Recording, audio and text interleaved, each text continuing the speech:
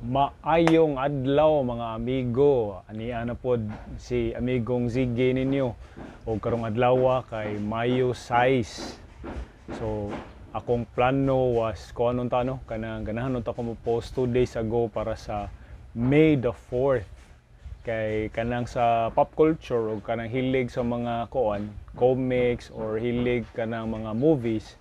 Actually dili kay ko kuan sa comics about Star Wars pero sa movies siya. So ang mga nakarelate lang ani kanang medyo hilig og katong Star Wars mo nang May the 4th. Kay mura man na siya gikuha sa kanang gisulti sa Star Wars kanang moingon sila nga May the Force be with you. Mo nang ilang gikuan sa May the 4th. Yeah, usually on May the 4th na gini mga mga Star Wars related nga mga activities. Pero since ang katong pag May 4 kay nahugman og Lunes, so walay muragway na hitabo within the city no nga mga Star Wars celebration or May the 4th nga celebration walay nahitabo sa diri sa Cebu. But nakita nako sa uban part sa Pilipinas like sa dito sa Manila, like sa BGC na sila yung mga Star Wars activity dito. Diri wala man. I think sa mga major nga mga cities lang yun mga inana no. Kay diri sa Cebu ako nabantayan gyud og uban mahog og uban tawgon nila provinces pero cities na gud kay dagko na biya like for example mayong kag Davao, mayong kag Cagayan, daghan na biya sa mga cities outside of Manila. Pero mao lagi murag sila may murag kuan dito murag gitawag og kuan murag pinaka major city sa Pilipinas. So murag sila may kuan dito, sila mo naka-organize dito og activity. Although diri sa Cebu basig wala kayo kuan, wala kayo naka-organize or dili kay nana ka-active ang kuan diri. Ang kanang sa Star Wars nga mo kuan og activities ba. But anyways, mo na atong kuanan karon ang atong storyahan or share na to karon ang Star Wars. Relevant ba siya ninyo or nakatanaw ba mo sa movies? Kay bawo ko ang mga bagong tubo karon wala na kayo mga kuan kay unfortunately wala na tarong og dala sa Disney ang Star Wars. Murag Marvel, char. If you look at sa history like sa panahon sa akong papa, nigawas ang Star Wars was mga 1980s. Unya, at that time wala pa ba Netflix, wala pa internet. Ang ilahang lingaw sa una kay mo na tanaw sini. Ang sini sa una was the Netflix and chill karon dili sa Netflix and chill day wabi chill Netflix mo'y Netflix karon wala pa biyay kuan before wala pa streaming less pa sad ang kuan before less ang movie piracy kay kuan raman kanang before DVDs before VCDs there was VHS and there was Betamax. Yes, nakaabot ng mga panahon na no, nga Betamax pa og VHS, and I am not sure if nakatanaw ko sa Star Wars in VHS ba to or in VCD na. But I'm sure nakatanaw ko balik in DVD. So inana man ka because of its technology and its time sa una during the 90s before the internet age kay mas lesser man ang choices for entertainment sa una, and ang kaning Star Wars was one of the sci-fi movies nga patok gid kay siya kay patok kay siya kay naka-reach siya og daghan nga mga tao, young and old, all over the world. Unya, mo nang nahimo to siyang phenomenon of its time. Kay mo na kanang siya may George Lucas was brave enough or mahugog brave enough no for me nga to put out ang iyahang imaginations, ang iyahang vision of Star Wars. na akong papa was also a fan of Star Wars. Ang ilahang naabtan was ang katong kuan gyud, ang original trilogy, which was mao lagi ang pagkahimo sa ni George Lucas. No, if familiar mo with Star Wars, ang original trilogy was nahug siya og part 4, part 5 ug part 6. Unya si George Lucas, when si George Lucas nibalik siya og direct sa Star Wars, nihimo to niya original trilogy was in the 80s. Nihimo siya balik sa another trilogy, prequel trilogy pagka late 1990s. Nihimo siya og part 1, part 2 ug part 3. So weird kay no, kay pagka 80s gipagawas niya ang 4, 5 ug 6, or at least I think even 4, 5 ug 6. Unya pagka 90s iyang gipagawas ang part 1, part 2 ug part 3. Unya karon ka ang gihimo sa Disney pag-acquire nila sa Star Wars nga label is nagpagawa sila og part 7, part 8 ug part 9, which I believe brought the downfall of the Star Wars brand. Ngano man, unsa man akong proof no, mo ana mo nga unsa may proof nimo, buot sad kada mayon ka nga the fall of the Star Wars brand.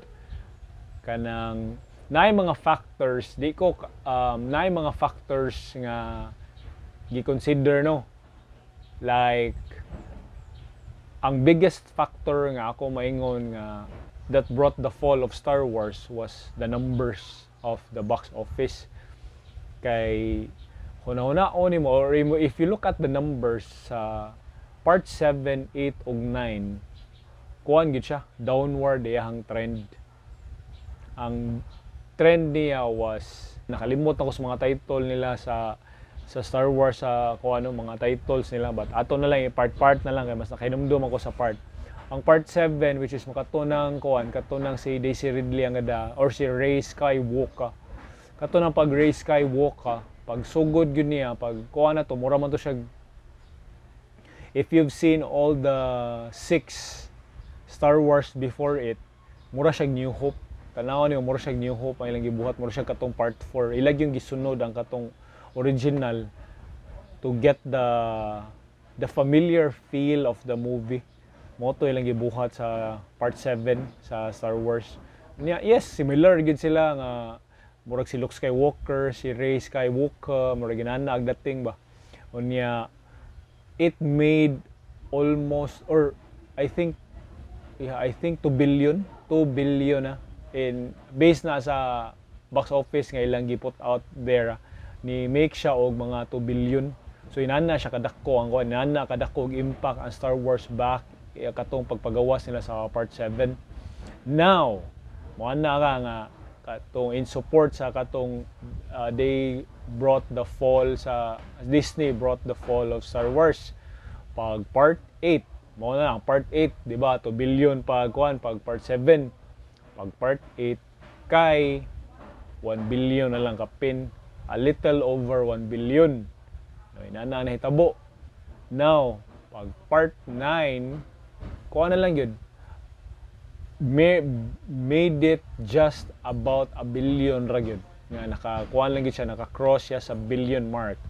If you look at the numbers, yes, true nga dagko siya, billions but ang trend, if you look at the trend, is nagka-downward ang iyahang trajectory. So yes, dako siya if you look at it, if you look at the big picture, dako siya, but if you look at the trend, nagpaubos ang iyahang numbers. So inana akong point nga brought the fall of Star Wars. Kay if imong tanawon man gud ang story sa 7, 8, 9, wa gyud siya klaro, dili siya exactly connected. Daghan kayo that went behind the scenes sa paghimo nila sa movies no, sa 7, 8, 9. Kay ato na lang kuanan sugdan sa direktor, supposed to be ang direktor ato is usar gyud unta. ang gibuhat sa Disney was lain-lain man sila og direktor. Lahi ang gi-director sa 7, lahi lang ta ang director sa 8, lahi lang ang director sa 9. Now, paghimo sa 7 is patok man kay to, nag almost 2 billion, so lipay kay ang Disney. Pag 8, nagkuha sa line director. Niya ang katong director sa 8, si Rian Johnson, gitagaan na to siya og outline for the 8 og sa 9 para at least murag makaibaw siya unsay ang buhaton supposedly sa iyahang himuon nga movie sa part 8 sa Star Wars. Ang iyang gibuhat, he threw the script, naghimo man siya giyahang direction. So if imong tanahon ang 7 ug ang 8 murag inani na itabo sa 7 ay wa mo nakatanaw, but I'm sure a lot of you kung naman kamoy mo mananaw makamuan ni kay bawo mo nga unsa ka bulyaso ang 7 ug ang 8. Kay ang sa 7 ilang gi-set up si Snoke as the main villain. Ang gibuhat ni Rian Johnson pag part 8, gipatay si Snoke sa 8. Ang nahitabo sa sa part 9 nibalik na sad ang gadirek gipabalik sa Disney kay sis nanam sa piskot na bulyaso man ang kuan na naguba man ang storyline sa 8. So ilang gibalik og kuha ang director sa katong 7, si ngalan ni nakalimot ko, sorry mga amigo, nakalimot ko sa pangalan sa kuan. J.J. Abrams, if I'm not mistaken murag si J.J. Abrams, yeah. Si J.J. Abrams gikuha nilag balik to direct ang 9. So ang nahitabo was nahug na si J.J. Abrams ang director sa 7, iyang gi-try og connect og iyang gi-try og himo og storya ang 7 ug ang 8 para ma-close sa 9. So inana ang nahitabo basically sa Star Wars 7, 8 ug 9. Si J.J. Abrams directed 7. Okay ang new beginning sa iyahang kuan, and okay ang iyahang pag-present sa Star Wars kay mura mag-remake of the new beginning. Unya pag gibulyaso ni Rian Johnson, gipatay ang supposed to be main villain nga si Snoke. Si J.J. Abrams pag 9 is iyang doktor para maporma og storya ang 9, unya matagaan sad og main villain nya moto since wa man sila main villain nga murag kuan, gipatay naman si Snoke. Ilang gibalik si Palpatine, which is perteng palpaka. Kay si Palpatine, if you've seen the original trilogy, namatay na biya siya pag 6. Gipatay na biya siya ni Darth Vader. Mao ni biya ito yung redemption arc ni Darth Vader. So ang nahitabo was tungod sa ilang gibalik si Palpatine, mura pag isag gibalik all the way to the original trilogy. Unya ilang gikawat or ilang kuhaan sa iyahang redemption arc si Darth Vader. Kaya siya ba nakapatay ni Palpatine, iya ba itong gyalsa, iya ba itong gilabay sa katong lawom nga pet sa sa ilahang Empire Destroyer or asa to sa ilang spaceship. Iya ba itong gikuhan dito ni Darth Vader, mo ba ito yung gibuhat niya karon ilang gibuhi. So wala na, dili day successful si Darth Vader sa iyahang redemption arc kay buhi man day si Palpatine, wa day siya ni succeed. So inana kabulyaso ang nahitabo sa part 7, 8 ug 9 sa Star Wars, and the fans of the original trilogy, even the prequel trilogy, wa gid sila nakaangay sa sequel trilogy aning Star Wars nga gibuhat sa Disney. And mo na the numbers show why. Again, pag part 7 2 billion, pag part 8 a little over a billion, pag part 9 igo ra gyud nakatungtong og billion, or maybe wa siguro no niya ilalang gyud billion para nindot paminawon nga nakaabot gyud sila billion. Pero anyways, still the fact remains nga downward ang trend sa part 7 to 9 sa Star Wars. Kay imong tanawon, actually mo na ka nga amigo, inani amigo, sige kuan man katong sa even sa Star Wars ang katong karaan katong prequel or ang kuan kay kuan biya kanang ni downward baya ang katong kuan ang part 1 is dako sa siya murag over a billion a billion siya ang katong part 1 pag part 2 kay murag kuan ra siya murag mga 600 mga ana ra siguro mga 600 pero pag part 3 katong Revenge of the Sith mao ba isko tay part 3 na lang ayun lang ang title kay nakalimot ko sila mga title ang part 3 kay kuan man ni earn man sila og mga 850 to 900 million. So almost a billion. So ni saka siya sa part 1 niya, murag medyo ni down siya pag part 2 but ni saka na po siya pag part 3. So inana ang trend. So makita nimo nga nakuha ra gyapon nila ang ilahang market. Unlike sa part 7, 8 ug 9 nga downward ang trend. So inana lang no sa Star Wars mo nang ako sad as a Star Wars fan kay mo may mong nadak-ano kanang I feel bad for the brand kay ganahan ka nga magkanindot ang magkanindot ang Star Wars kay nindot ang kuan man gud ang hitabo man gud sa Star Wars for me was gipasa siya from generation sa akong papa sa ako ang generation unya nindot unta nga the next generation pud unta would appreciate sa kuan sa Star Wars kay imong tan-awon yes it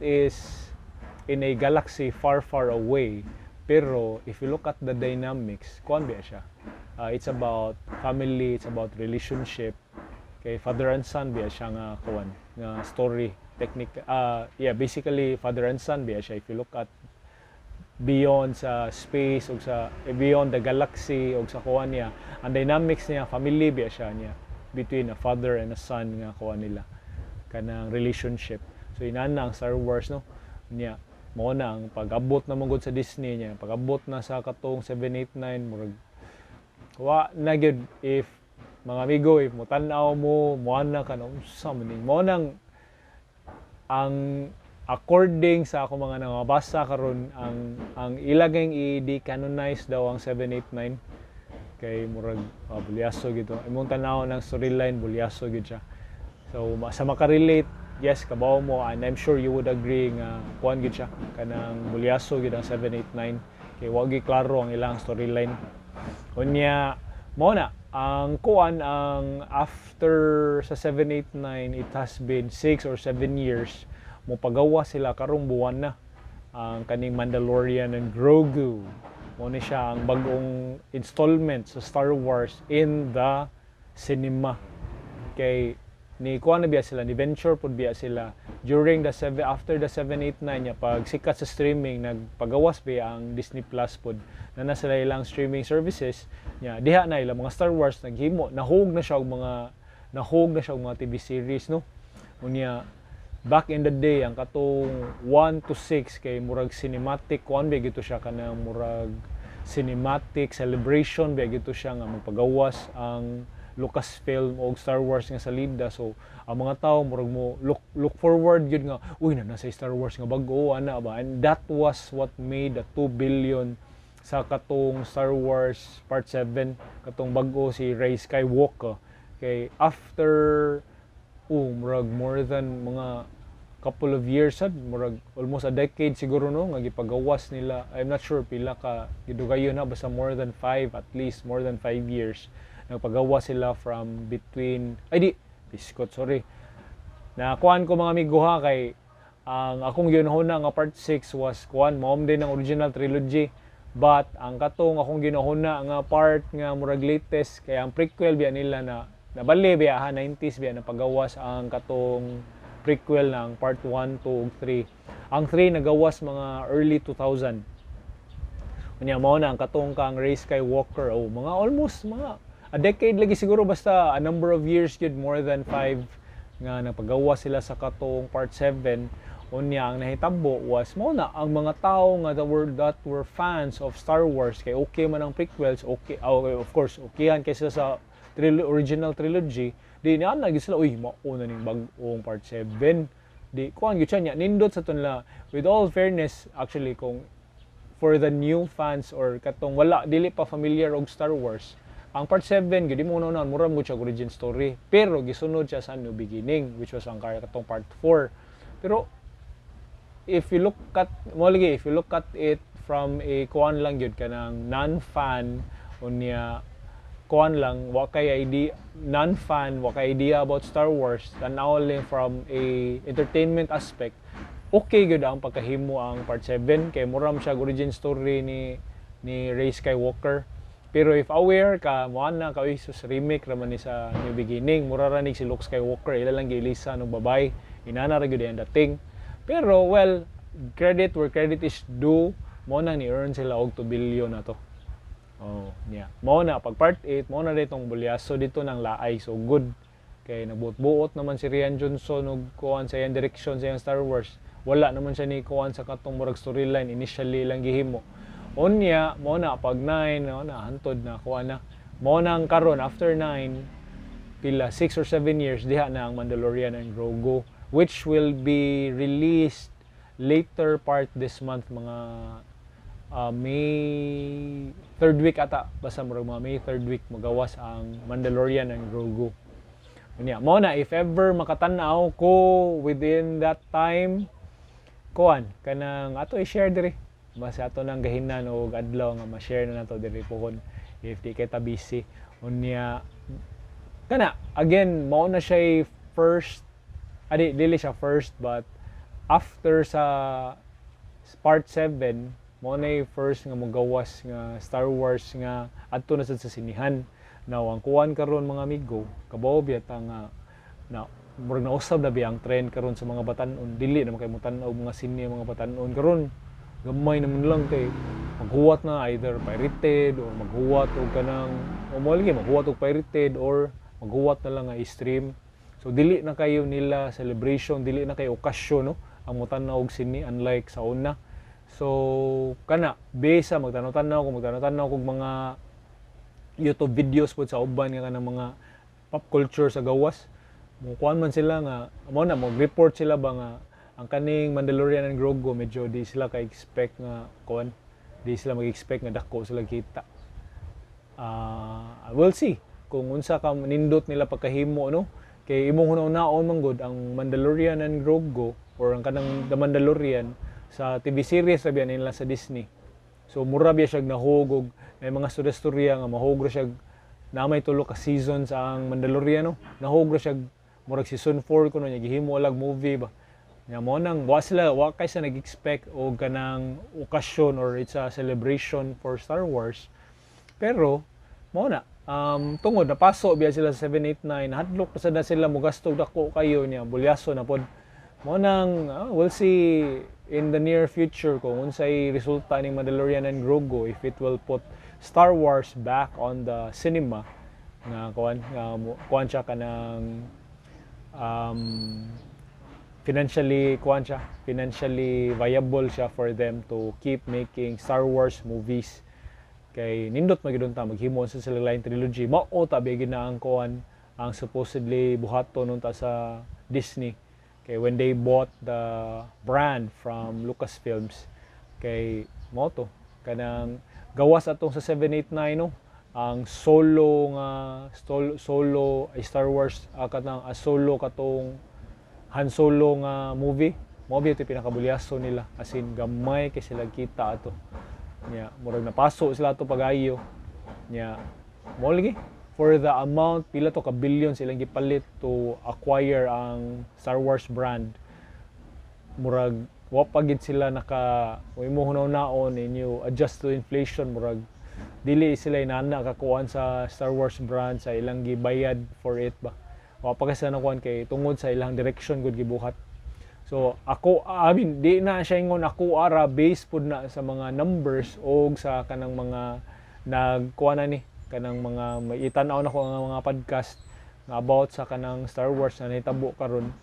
Mao na kanang kuan sila nga it's also based on numbers o sa mga makita nimo ang audience karon wala na gid kayo nagkuan sa Star Wars. So I am hoping hopeful gyapon ko nga they get back on their track.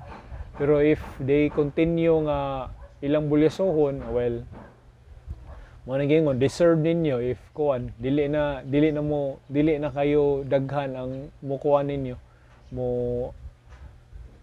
dili na daghan ang ganahan og Star Wars tungod kay inyo manggibulyaso. So anyways, mao lang sa siguro na karon taas-taas na ni mga amigo. Taas-taas na ni, hopefully mananaw mo nya if nitanaw ka daghang salamat.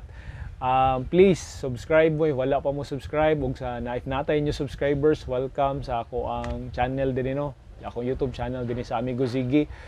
So the storya ta diri, mo na share ta diri. I'm hoping once pwede na ta maka-live, mo live sad ko para makakuan gyud ato interaction is kanang live gyud ato interaction on time nga murag makakuan ta ninyo, maka-interact ta ninyo. So daghang salamat sa pagtan-aw mga amigo sa sunod na pod video.